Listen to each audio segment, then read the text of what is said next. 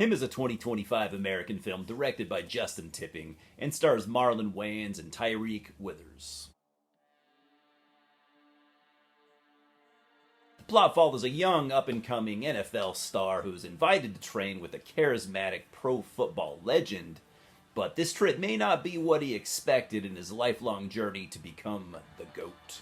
So, here's another 2025 film that I was kind of on the fence about. I'm not really a football fan these days. I mean, I was when I was younger, but anyways, I thought the mixing of like modern sport culture and like the 70s satanic panic vibes were, I thought it was pretty cool.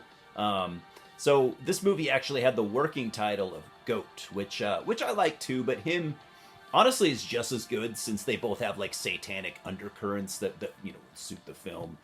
Since him, HIM can be a term for Satan, standing for his infernal majesty. I bet you didn't know that.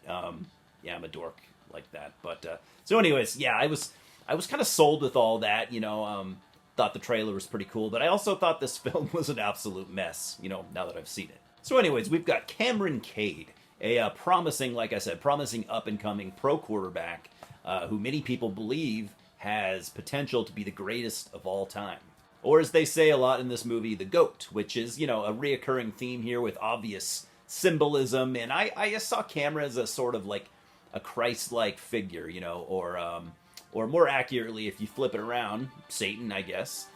So Cam he's a pretty big deal, really, but he's also a pretty grounded dude.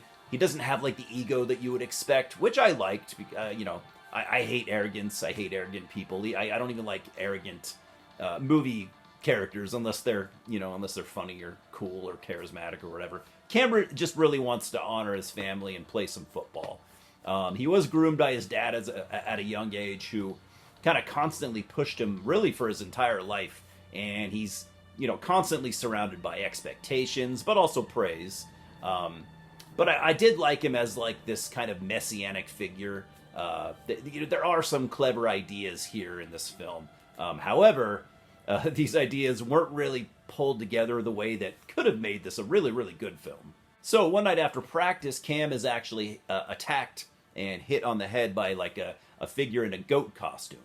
You don't really know who it is, potentially jeopardizing his entire career as it's just, kind of getting going. So Cam, like I said, he ends up going to training with the greatest quarterback of all time, the GOAT himself, Isaiah White, played by Marlon Wayans. Growing up, I was a big fan of all the Wayans brothers, and it was really cool to see Marlon here for the first time in years, for me, at least. If he's done stuff recently, I don't know about it, so really good to see him again. He was, again, childhood favorite of mine, and he's a solid choice here. He knows how to act, but also his comedy background, gives him the ability to drift into, like, unpredictable territory. He's also in great shape for his age. I couldn't fucking believe it. Like, it's almost like the man just doesn't age. So as Cam's training progresses, Isaiah becomes increasingly more weird and unpredictable. Skipping forward a little bit, I really, really wanted to like this movie. Unfortunately, though, there just wasn't much to like. First, I thought the dialogue, that was one of the first things I noticed, where it kind of ranged from passable to kind of bad. Not great dialogue, I don't think. I know it's a sports movie and it's a horror movie, but still, I think the dialogue just could have been substantially better than this. Because I mean, for a lot of horror movies, like, this wouldn't bother me. I can deal with it. Sometimes dialogue doesn't work, and sometimes it isn't important. But to add to that, there are also no likable characters here. Like I said, I was glad to see Marlon Wayans again, but his character isn't really that interesting either.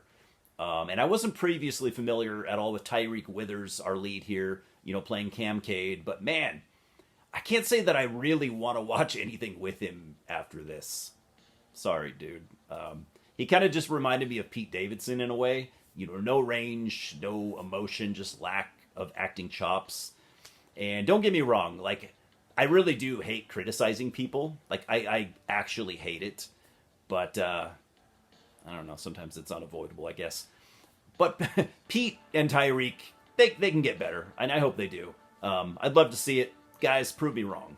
The overall story here, I'd say, is not really that interesting either, which, again, I would be fine with if you can make up for it in other ways. Like take like the Terrifier series for example.